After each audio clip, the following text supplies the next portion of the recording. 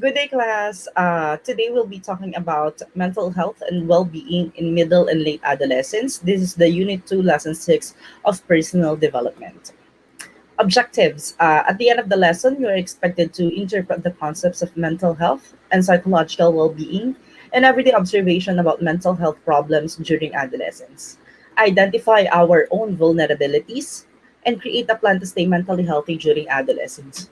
So for this lesson, not only are we going to talk about mental health and psychological well-being, but we're also going to identify on the things that would lead us into mental health problems or mental illness. And what are the things that we can do to stay mentally healthy as a young adolescent? Now, first, let's discuss what is mental health. You have to understand that there are three things that you need to remember when being questioned about mental health, and that is you will be having productive activities, you will build relationship with other people, and then you have the ability to change and cope with adversity or stress in our life. And those three things are identifiers that a person is mentally healthy. However, mental health is much more than the absence of symptoms. When we talk about mental health, it is not just being okay or having no problems at all. But when we talk about mental health, it's more of knowing your own skill and ability, knowing that you are able to cope up with everyday stressors, knowing that you can build relationship toward the people around you. And that is mental health. Now, what are the concepts of mental health? We have six concepts of mental health. We have number one, subjective well being, perceived self efficacy as number two. Number three is autonomy.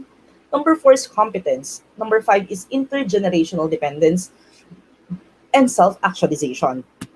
Now, sir, when we talk about subjective well being, it is the one person's personal, it's one's personal thoughts and feelings about one's overall state of being. Meaning, this is our subjective, yeah, it's our subjective opinion on how we think and how we feel every day. Like, let's say, if you feel that you are sad today, if you feel that you are happy, and that is your subjective well-being. It is your own bias on your own and your own opinion on the feelings that you have at that moment. Now, what is perceived self-efficacy? When we talk about perceived self-efficacy, it's knowing your value and worth, knowing that you can finish the tasks with finesse, knowing that pag binigyan ni sir ng performance task, you are able to do it. If you have worksheets, you are able to do it. And that is perceived self-efficacy because every day you know that you can finish the tasks at hand. And when we talk about autonomy, it is the capacity for self-direction. It is the ability to be defined not based on your family lines or on the friends that you have. Meaning, it is the ability to take your own role in the society. It's your own identity in the society, and that is autonomy. Now, competence is somewhat related to self-efficacy because competence is in the previous concept on the perceived self-efficacy, we're talking about your effectiveness in doing the tasks. In competence, we are talking about you knowing your skill and abilities, kung saan ka magaling, at kung saan mo to pwedeng gamitin, and how long can you do it. Let's say, for instance, you know to yourself that you are good in mathematics, and when your teacher gave you like 100 problems, you know that you can solve it for 20 minutes. And that is competence, knowing that you have this unique skill and ability and you know how to use it.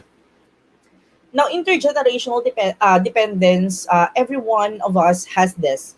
Like, you class are learning from me, who's a millennial, and you are Gen Zs. And I learned a lot as well from the people or from the generation before me. And we learn from different generations. Like, we have our lolo and lola, we have our family, and we learn from them. And they learn from you as well. And that is the truth that we have intergenerational dependence when it comes to our mental health. However, we have to understand that we are also what? Sabi dito, maybe living separately as independent, as autonomous person. Because one concept of mental health as well is autonomy, as discussed earlier. Now, self-actualization. I remember hearing this word from Abraham Maslow, and this self-actualization is the highest need that you have. Meaning, during that this time, you have already accepted your reality. You know who is the true you.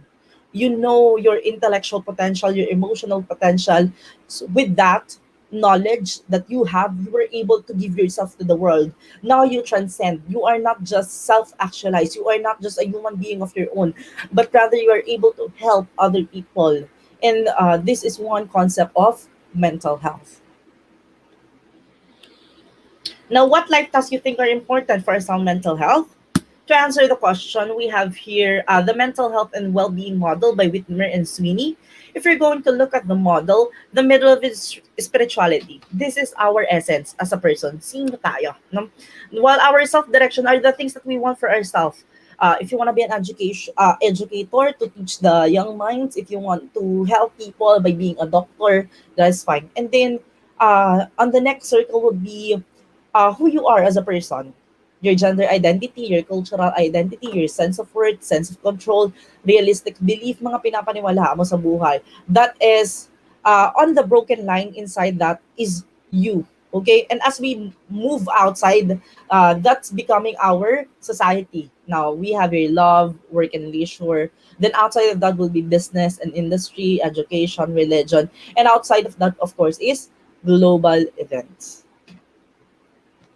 Major components of wellness or well-being, we have emotional awareness and coping, problem solving and creativity, sense of humor, sense of worth, sense of control, realistic beliefs. So these are the things that's very important when understanding what is wellness. Also, what is mental health problem? Mental health problem is a short-term and temporary change, right? Earlier, we discussed what is mental health, and we have three things, no? And those three things are embedded once we have mental health problems. We have the person's thoughts, feelings, and behavior. We have the well-being, interpersonal relationship, and productivity. Ayan. Those three things are embedded once that we have mental health problems. Sir, ano naman po yung mental illness? Anong pinagkaiba nila? For mental illness, it is something diagnosable. It is something that's ongoing, no? It is something that is not short, no? Characterized by changes in one thinking's, feelings, behavior, as well as one relationship and productivity. Those three things as well is embedded, uh, sometimes not functioning when it comes to mental illness. Now, what contributes to mental health? We have biological factors. What goes here would be health and nutrition, hormones, ayan. Uh, Family history. For family history would be genetics. No? To give you an example would be schizophrenia. No? You are more likely to have schizophrenia if your parents had that problem than those person who people who does not have that one. Okay, and then life experiences, traumatic events. Okay, common mental health problems in middle and late adolescence. We have neurodevelopmental disorders. Um, One example would be autism.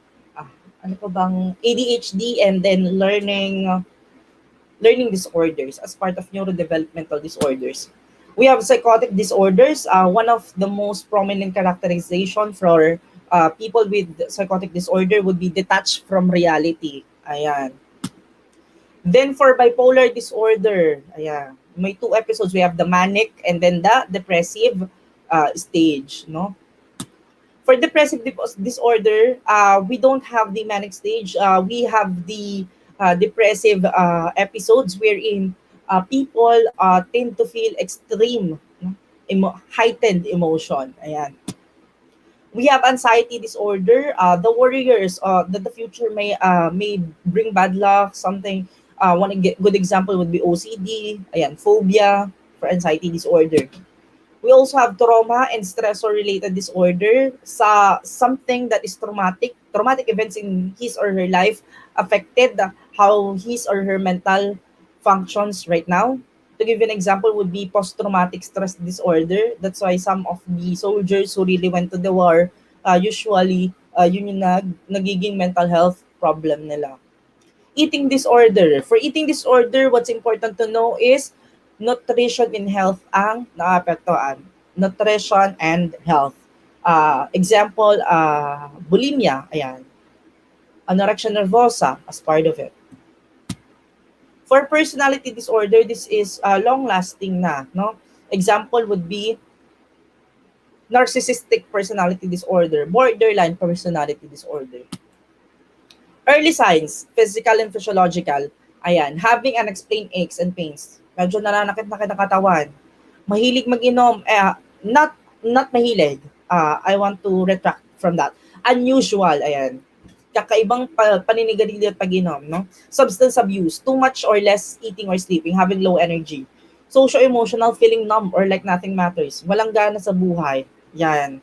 Feeling unusually confused, forgetful, on edge, angry, upset, worried, or scared. Pulling away from people and usual activities. Ayan na nga, nawala ng gana sa buhay, ayaw makipag-usap, doesn't want to talk, yelling or fighting with family and friends. Behavioral, thinking of harming yourself or others. Ayan. During this time, you're not able na to create a relationship towards your family and friends. No, naisip mo na silang saktan or naisip mo na rin saktan yung sarili mo. If that happens, I would recommend for you to talk to professional. Ayan, seek professional help. No, if ever that you have thoughts of hurting yourself or hurting your family or friends. Ayan, for cognitive, we have having persistent thoughts and memories you can't get out of your head, hearing voices or believing things that are not true, confused thinking or reduced ability to concentrate. Now, how do we improve our mental health? Number one, connect. This is the most important way of improving our mental health. Connect. It's the ability to connect to the world, to connect to the people that you love. Ayan. Reminding them of every day. Ayan. On how are you. Even just expressing yourself towards your family, towards your friends is very helpful in improving your mental health. Be active. Because by being active, you produce confidence. You're able to finish the task that you have. By being active, it produces endorphins. That is a happy hormone, no?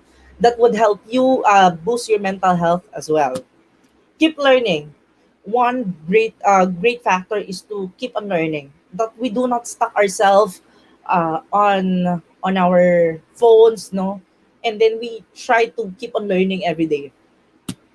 Give not only material things, we can also give our time to our friends, we can also give compassion, we can give kindness. Those are the things that are important right now, especially this trying times, no? And take notice. It is important not only for yourself but also for the people around you. Take notice on the things that they are doing. Maybe they have unusual behavior, maybe they have negative thoughts about themselves, and you take notice. And by the time comes, you can just simply ask them and then listen to them. If you think that you cannot help the person, if you think that you may say something that is bad to that person, or you're unsure of what to say, maybe what you can do is to go to the Go Care. Ayan, ask for help, no? Ask for professional, counselor, psychologist, psychiatrist. That would be better. So that is all. However, here is a guide question that I would like you to answer. What was going on for Sasha in the animation? What was going on for Andre in the animation? How did Sasha and Andre look after their mental health? And how can we look after our own mental health? Maybe what you can do is you can just write it down on our MS Teams group chat for the answers on the 4 questions. Now I will be showing you the video.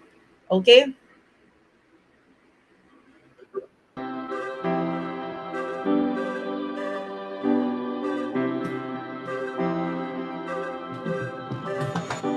You can't tell how someone feels just by looking at them or what they share online. To the outside world, our lives may look perfect, even if in reality they aren't. I'm always worrying about doing well at school, and with the end of year test coming up, I'm not sure how much longer I can cope. My thoughts swarm around my head, sometimes keeping me up all night. Some days it's just all too much, and I feel like I'm lost in space. When I did badly on one of my tests, I just about kept it together until I got home. Then I broke down crying in front of my mum. She listened for a bit, and then she told me that, just like physical health, we all have mental health. It's our feelings, our thinking, our emotions, and our moods. She then said that feeling down, angry, and stressed is a normal part of life. Just like it's normal to feel happy, confident, and carefree sometimes. We all have positive and negative emotions that come and go based on what's happening around us. These are everyday feelings. Good mental health means experiencing negative emotions. It's not always about being happy. Mum can relate to the feelings of stress. So when Mum suggested I take a break from everything and do something I enjoy, I actually took her advice. So I made myself a hot chocolate, snuggled up in a duvet and watched a film. And you know what? Afterwards I felt so much better. Mum should take her own advice. Most of us only ever share the good things. We don't like to share how we really feel. Every morning when I wake up, negative thoughts stream through my head. Getting out of bed and pretending I'm okay takes all the energy I have. As the day goes on, the negative thoughts turn from a stream into a river. The water rushes through my head so loudly it's hard to concentrate in lessons. And some days it's so bad it feels like a waterfall that's trying to pull me over the edge. Everything is so overwhelming. I didn't think my friends would understand if I told them how down I was feeling. But when Sasha opened up to me about how stressed she was feeling, I told her. I wasn't sure how to bring up how I'd been feeling, so I started by saying that I didn't feel like myself. Just her listening made me feel like she understood. She told me some things that had helped her, so I tried them too, but it didn't make much of a difference. Even when I tried to be around my friends, I felt alone. The things I used to enjoy weren't fun anymore. I was really worried about Andre and not sure what to do. He was quiet and wasn't hanging out with us like he used to. So I asked our head of year for some advice. He suggested I get Andre to speak to him since his negative feelings weren't going away. I didn't want to speak to our head of year, but I also didn't want to keep feeling so down, so I went. He said that sometimes we have overwhelming feelings that can be more intense than our everyday feelings. These feelings hang around for a long time and change the way we feel, think, and behave. They can stop us doing what we want to in life. That's what I was going through. He also said that if we're physically unwell, we let people know, we ask for help. It should be no different with mental health. Sometimes our overwhelming feelings are brought on because of things in our life. Sometimes they happen for no reason at all. After hearing this, I felt much less alone and it felt good to talk. Scientists have found exercise can help when you're feeling low, so our head of year encouraged me to sign up to the school football club, which Sasha was already in. I still have days when the river is there, but now I'm beginning to understand my mental health. I'm learning how to cope. Our head of year reminded me that my friends, family, teachers, and lots of others at school are there to help just as much as he is. I had no idea the people around me could be so understanding. And while it's not always easy to talk about my mental health, the person I'm talking to might be able to help. If you don't feel like talking, that's fine. You could try writing, sports, reading, art, music, playing with your pet, whatever makes you feel better. If you're the person someone talks to when they're struggling, just listen with no pressure or judgments. You don't have to have the answer. If you feel unsure about anything, you can speak to a trusted adult. Talking about mental health doesn't have to be difficult. After all, it's something we all have.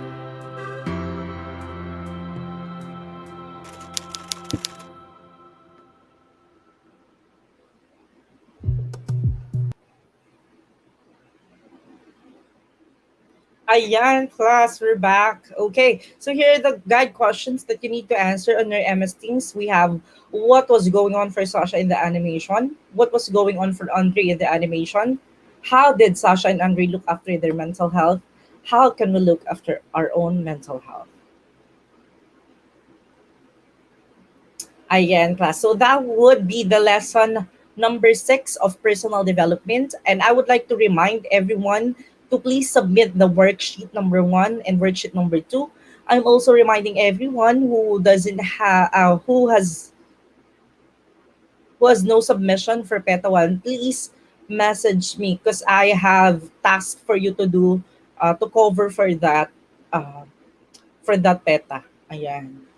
Yun lang class and then bye-bye.